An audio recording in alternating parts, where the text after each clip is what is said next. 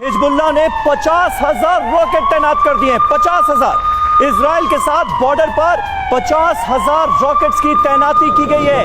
किसी भी समय हो सकता है इजराइल पर बहुत बड़ा हमला।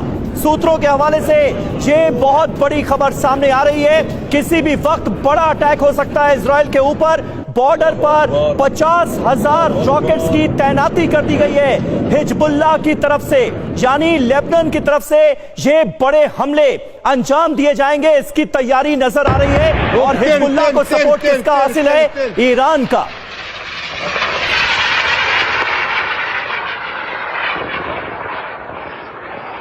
अल्लाह अकबर, अल्लाह अकबर, अल्लाह। तो ये अपने आप में बहुत चिंताजनक खबर। कैप्टन श्याम कुमार, किस तरह से आप इस खबर को देखते हैं? 50,000 रॉकेट की तैनाती कर दी गई और इससे पहले के हमलों में हमने देखा कि किस तरह से आयरन डोम टेक्नोलॉजी फेल साबित हुई, क्योंकि रॉकेट्स की संख्या ही इतनी ज्यादा थी कि सैकड़ों रॉकेट्स जो हैं वो इजराइल की सरजमीन पर गिरे। तबाही और बर्बादी वहां पर जमकर हुई। अब अगर 50,000 रॉकेट मारे जाते हैं, क्या नजर आता है? कौन है इस वक्त हिजबुल्लाह के पीछे? कौन है हमास के पीछे? इजराइल एक मिलिट्री पावरफुल कंट्री है और वर्ल्ड में इसकी एक अपनी पहचान है।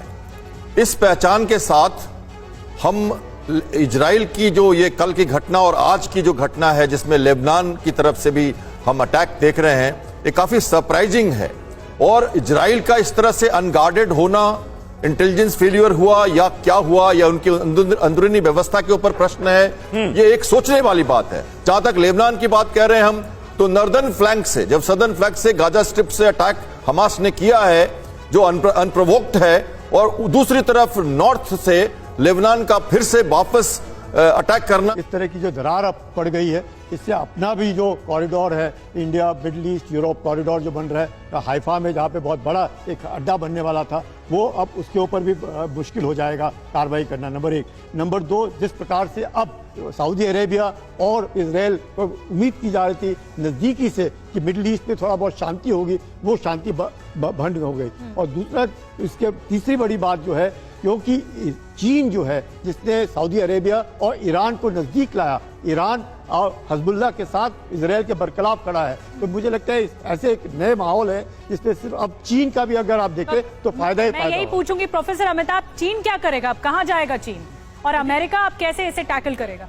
देखिए, चीन बिजनेसमैन है, तो चीन हमेशा कुछ न कुछ फायदे की कोशिश करेगा। चाहे वो यूक्रेन में भी हम देख रहे हैं, वहां रिकंस्ट्रक्शन के लिए वो कोशिश कर रहा है वॉर के बाद, तो यहाँ भी किसी भी तरह से वो अपने व्यापार को नहीं बंद करना चाहता है। और खासकर जितनी नजदीकियां बढ़ी थी ईरान, सऊदी अरेबिया और चीन में, और या वेस्ट एशिया इन जनरल में चीन की, उसको थोड़ा धक्का पहुंचेगा। अब वो फिर अमेरिका सेंट्रिक पॉलिटिक्स हो जाएगी, या अमेरिका जो इनिशिएटिव लेना चाहता था, जैसे सऊदी अरेबिया ने उससे कहा था कि एक नेटो जैसा एक सिक्योरिटी आर्किटेक्चर दिया जाए पूरे वेस्ट एशिया में, और सऊदी अरेबिया को उसको प्रोटेक्ट किया, तो उसको धक्का पहुंचेगा। ठीक है, बहुत बड़ा झटका लगेगा। प्रोफेसर अमिताभ, मैं आऊंगी आपके पास। एक और बड़ी खबर जल्दी से बता दें।